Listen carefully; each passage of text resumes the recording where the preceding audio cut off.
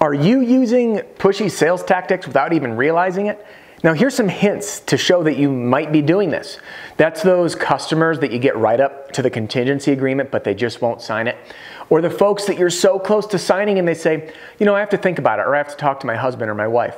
Or you know those leads that you think everything went great and then you go to follow up and they totally ghost you? These are signs that you used pushy sales tactics without even realizing it.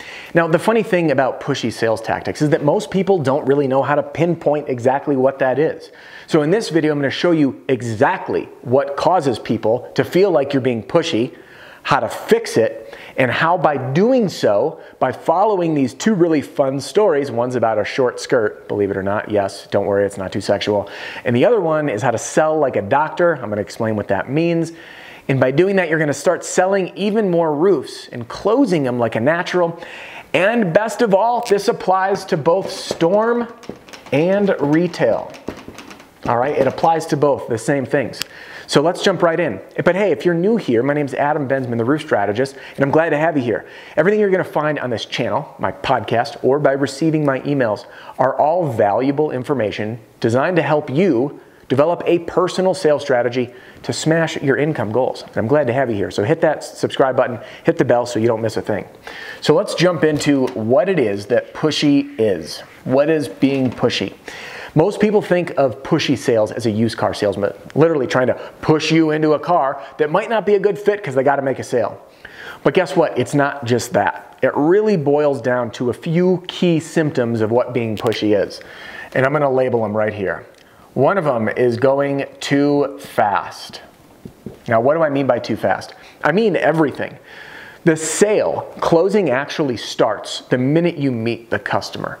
Now, what's a myth is that people think that like learning the perfect pitch or presentation is going to be a miracle worker, but it really isn't. The foundation that you lay starts the minute you meet them. It's that first impression. It's the connection. It's the bond. It's the relationship that you begin to develop. By skipping this and not having necessary small talk to connect with your prospects and soon-to-be customers means your sale won't go through, I promise.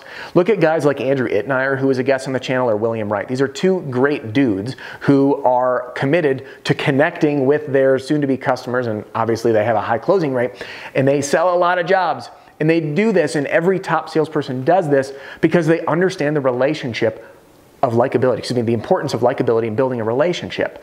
So slow down. Make the small talk. A few tips. Compliment customers on their home, their car, the dog, anything in their house. If it's a humble abode or a humble home, find something that is clearly meaningful to them and talk about it, and have those relatable qualities that provide some small talk, okay? So too fast. Same thing with being too fast means going through your process, doing, you know, showing up and saying, hey, I'm just gonna do the inspection real quick, I'll be back in 10 minutes. Have an introduction. You know, same thing, too fast. Don't come down and just like jump into the damage on the photos, you know, or your assessment if it's retail, and start slamming through things. Ask, hey, I have some photos. Where's a good spot for us to sit down and go through everything? Go through it, then ask. Where's excuse me, would you like to hear how I might be able to help? So slowing down, obviously going too fast, the answer is to slow down and connect. Slow down and connect, all right? The next problem is not drawing, I'm leaving the suspense, not drawing out objections. All right, it's your job to draw those objections out. And a few easy ways to do it, we're gonna switch colors, is by asking questions like this. Does this make sense? Okay? You're looking for a yes or no. This is a close-ended question.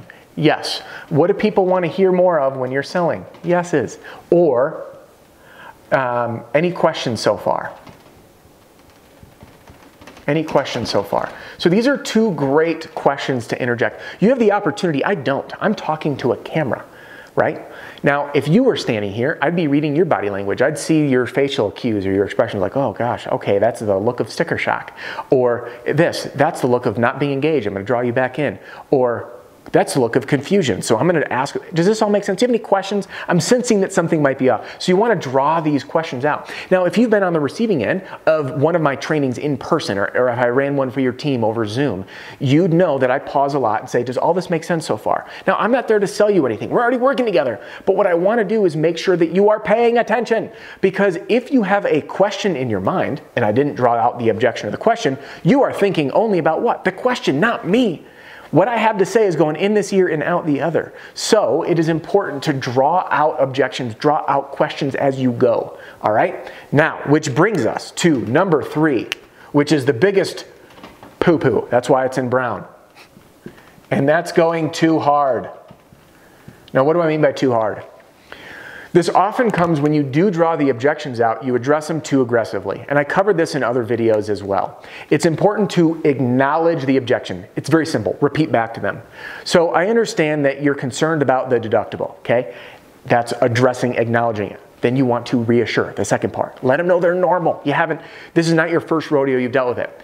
I totally understand that you're concerned about paying the deductible. It makes sense. You know, this is a sum of money and it's not fun to have to pay to replace your roof because a hailstorm destroyed it. I've dealt with this before, okay? This is a reassuring that they're normal. Then we overcome it.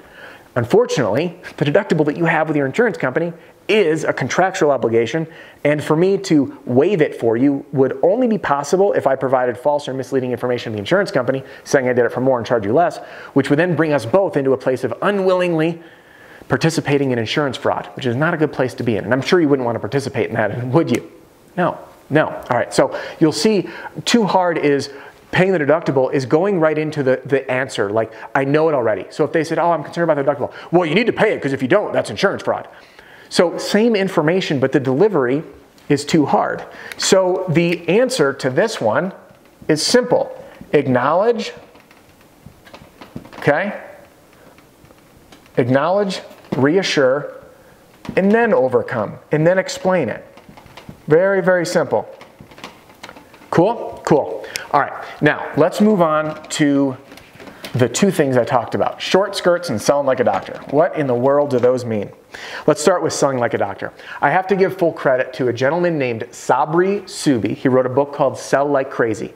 And in that book, he put this together in a way that really made sense to me. And it helped me figure out how to best communicate with the people that I serve. And that's selling like a doctor.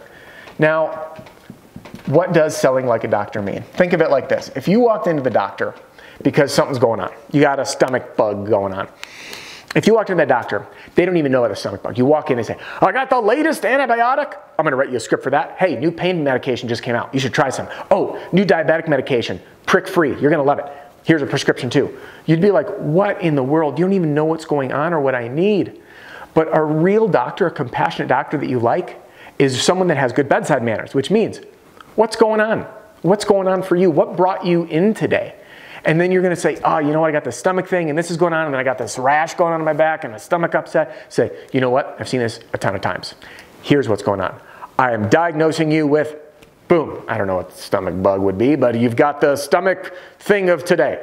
I've diagnosed you with something. Now that I've diagnosed you with something, I know which medication or treatment will work. So I'm going to prescribe after diagnosing. So we first diagnose the problem, and then and only then do we prescribe the solution that only meets your needs. So I'd say you got a stomach bug, I've diagnosed your problem, which means you need this medication, and you should probably stick to this bland diet. So I prescribe the solution that fits you. And that is selling like a doctor. It's catering all of the boundless pitch presentation things that you need to fit the exact situation for the customer. So if it's retail, I'll give you some examples. There's different types of retail sales. Someone that calls you up, I have a leak, come out right away. It's leaking near my chimney. My ceiling's destroyed. Grandma's couch is ruined. The carpet needs to be cleaned. My roof is 30 years old. I know it needs to be replaced. Please help me. That's a very different situation than, hey there, I'd like to quote a quote on replacing my roof because I know it's going to need to be done in the next 3 to 5 years and I'd like to plan ahead for my budget. That's a very different lead than the one that says I have this active leak. So same thing with if it's a storm damage or insurance related claim, hail, wind, or hurricane.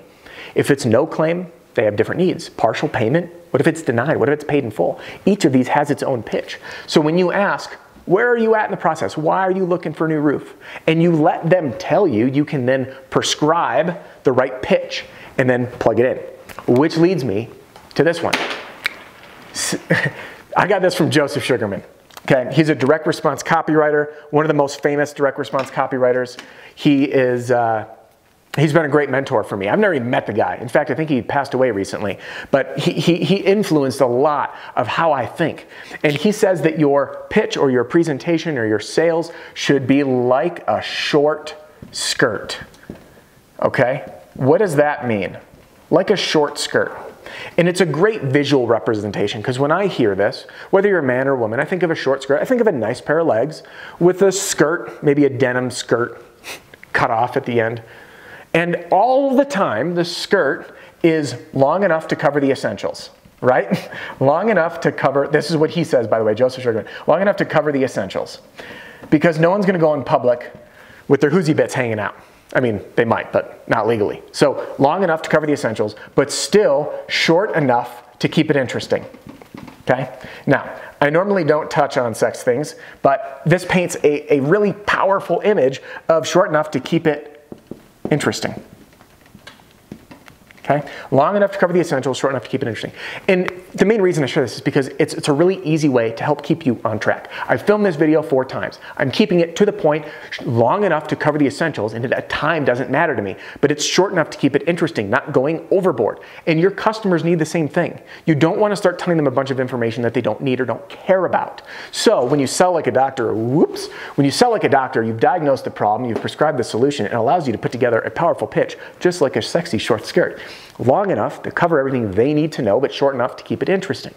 And this changes based on their needs. If I'm working with an elderly person, I may slow down a little bit, pump the brakes, spend a little bit more time emphasizing things, especially if they might be hard of hearing or developing cognitive issues. But if I'm selling to someone who's been through 3 hail claims and they're my repeat customer, I can breeze through this stuff. Or if someone tells me that all they care about is protecting their garden and their pool and their dog who's afraid of noises, I'm going to cater my pitch to speak to them, right? And that's just how keeping it like a short skirt works. All right. Now, if you want more help on this, I want you to keep an eye on your inbox, because I'm going to be emailing out and announcing on this channel my car park closing strategy.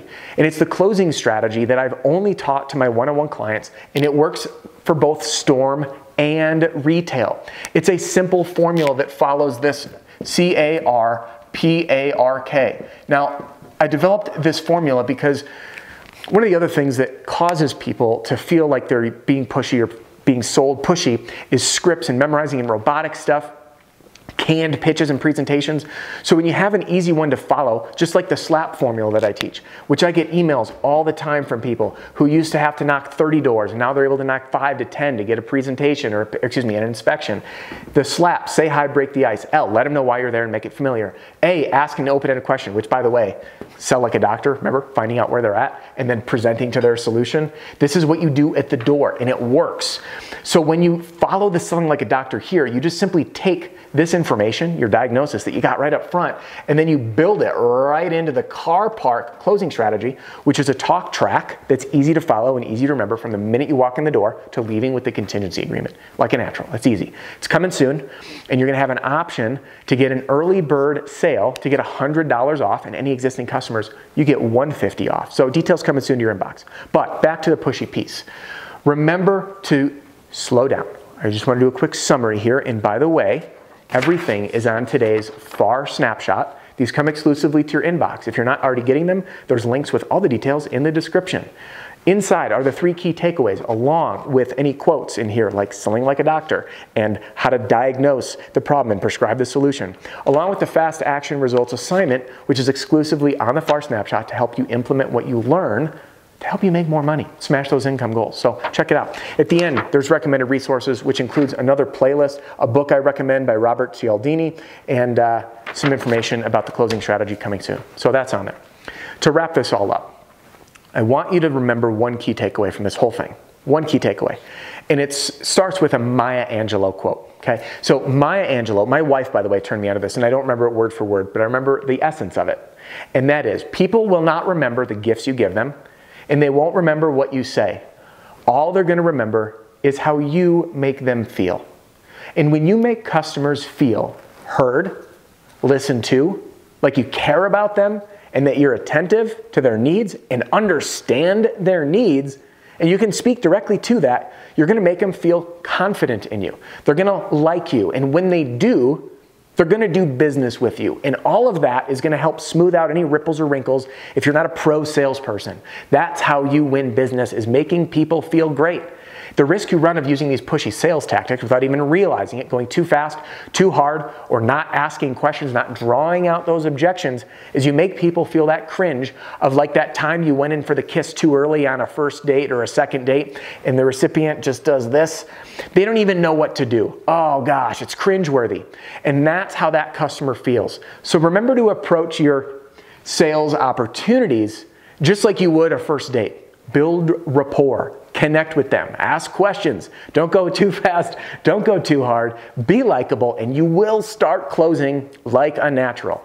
So, I will see you in upcoming videos, but if you want more and you haven't done it, click here to get a free copy of my Pitch Like a Pro Roofing Sales Training video library sent to your inbox. I update it on a regular basis. All my videos organized by category. Right here, Pitch Like a Pro Roofing Sales Training video library, completely free, or click here to subscribe to the channel so you don't miss a thing. I'll see you in the next one.